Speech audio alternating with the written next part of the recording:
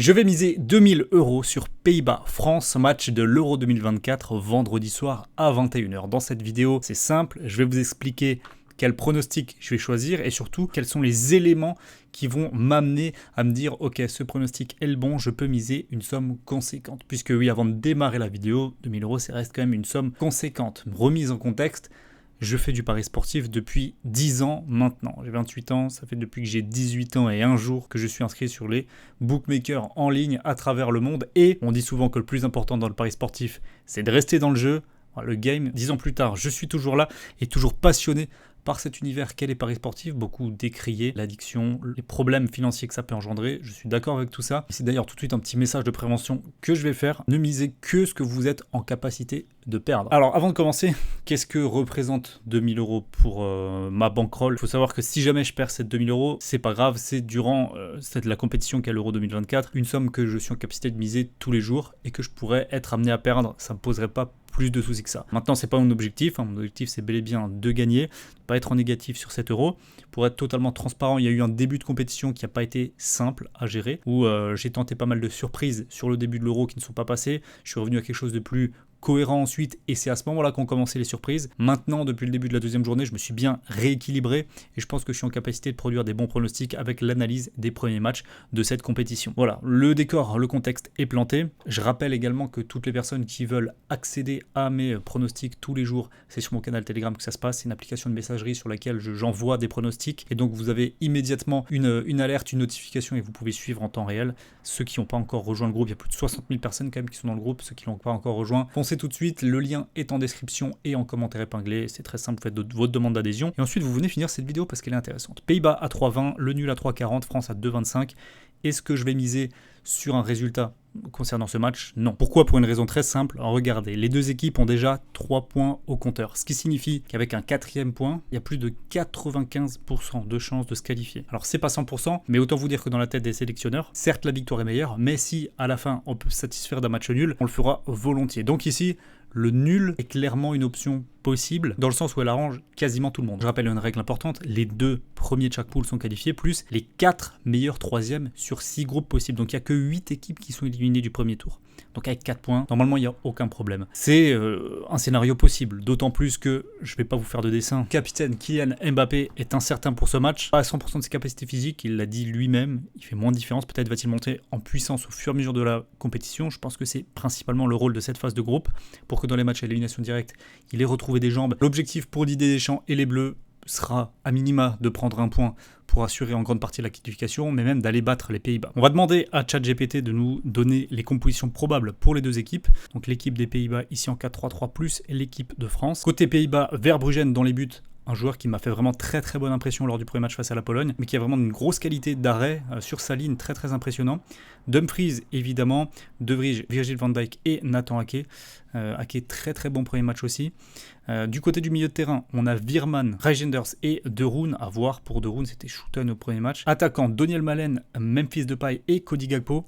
Alors ils ne mettent pas Xavi Simons, c'est une possibilité, une vraie possibilité. Il m'a énormément déçu lors du premier match et l'entrée de Daniel Malen a été vraiment percutante. Donc si on a ce trio d'attaque, Malen, Gakpo sur les côtés et Memphis Depay en pointe, je trouve qu'il représente un vrai danger pour l'équipe de France et pour sa défense. Côté des Bleus, gardien Mike Maignan, ça ne bougera pas. Jules Koundé, Konaté, je pense pas. William Saliba sera aligné. Konaté a pris la place sur le banc. Dayot Upamecano et Théo Hernandez, ça ne bougera pas. Milieu défensif, Tchouaméni, Rabiot, non, ce sera pas Tchouaméni, ça sera Kanté, c'est sûr et certain. Ousmane Dembélé, Antoine Griezmann, Kingsley Coman et Kylian Mbappé. Mbappé, gros doute. Coman, gros doute aussi. Thuram, Barcola, Giroud. On est vraiment dans le flou au niveau de l'aspect offensif de l'équipe de France, ça c'est sûr. En tout cas, si je devais faire une synthèse de ce que je vois ici, le gardien des Pays-Bas, je suis confiant, la défense, je suis assez confiant. Le milieu de terrain par contre des Pays-Bas, je trouve que c'est là où le bas blesse. Ils n'ont pas de joueur qui a réussi à prendre une dimension suffisante pour dominer l'entrejeu dans un match contre l'équipe de France. J'aime beaucoup la ligne d'attaque par contre, donc peut-être que s'ils arrivent à se projeter de manière rapide, ils ont des coups à jouer. Pas sûr qu'ils réussissent à le faire, donc cette ligne d'attaque elle est belle, mais est-ce qu'elle aura assez de ballons offensifs pour vraiment peser sur l'ensemble du match? Je sais pas. Côté de l'équipe de France, je pense qu'on est assez rassuré par rapport à ce qu'on a vu du premier match face à une équipe autrichienne très bien en place tactiquement. Je pense que eux, contrairement aux Pays-Bas, ils avaient des armes au milieu du terrain pour vraiment venir nous gêner et contrôler le match, ce qu'ils n'ont pas réussi à faire. Donc ça, c'est quand même un gros point positif. Maintenant, il y a ce flou offensif qu'il va falloir régler, et notamment les cas Thuram, Kolo Muani. On n'est pas certain de ce qu'on va voir en termes d'efficacité. Ça va peut-être être une bonne surprise, ou peut-être qu'on va être cadenassé et qu'on ne réussira pas à marquer beaucoup de buts, peut-être qu'on ne réussira pas à créer énormément offensivement. Dans tous les cas, si je fais un premier constat par rapport à ces deux compositions d'équipe, c'est qu'il y a des faiblesses des deux côtés, pas dans les mêmes parties du terrain. Je pense que défensivement, les deux équipes ont plutôt une bonne assise. Ça, c'est intéressant. Le but pris par les Pays-Bas sur le premier match est un coup de pied arrêté, un but de la tête. Ils ont quand même beaucoup souffert entre la 55e et la 75e minute, les Pays-Bas. C'est une équipe qui, en termes de densité physique, sera inférieur à l'équipe de France, notamment à cause de son milieu de terrain qui ne tient pas la route pendant 90 minutes. Et c'est là, je pense qu'un N'Golo Kanté va faire énormément de bien. Avec Rabiot, les deux ont un abattage monstre et ils sont bien supérieurs à ce qui est proposé du côté des Pays-Bas. Donc on a l'avantage quand même clairement là-dessus. J'ai demandé à ChatGPT également quels sont les derniers résultats entre la France et les Pays-Bas. On a les 3 derniers affrontements. L'équipe de France avait perdu lors du match le plus éloigné le 16 novembre 2018 2-0 aux Pays-Bas à l'extérieur, avec des buts de Wijnaldum et de Memphis Depay. C'était pour les matchs de Ligue des Nations. Et ensuite, on a deux équipes qui s'étaient rencontrées justement pour les qualifications à cet Euro. Le match aller, le 24 mars 2023, la France, à domicile, avait gagné 4-0. But Griezmann, Upamecano, Mbappé doublé. Memphis Depay avait manqué un penalty pour les Pays-Bas en fin de match. Et le match retour, on avait également réussi à les battre chez eux, en Hollande.